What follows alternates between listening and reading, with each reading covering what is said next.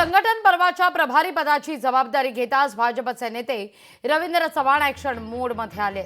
वसईतल्या विविध पक्षातील शेकडो कार्यकर्ते आज भाजपमध्ये प्रवेश करणार आहेत। दरम्यान प्राथमिक सदस्य नोंदणीला चांगला प्रतिसाद मिळत असल्याचं रवींद्र चव्हाण म्हणतात।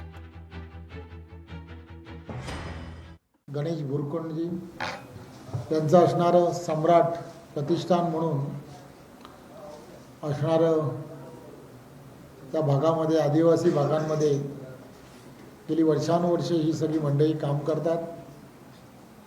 त्याचबरोबर किरण गायकरजी आणि त्यांच्याबरोबर असणारे सर्व सहकारी भारतीय जनता पार्टी या पक्षामध्ये आज त्यांनी प्रवेश केला आहे।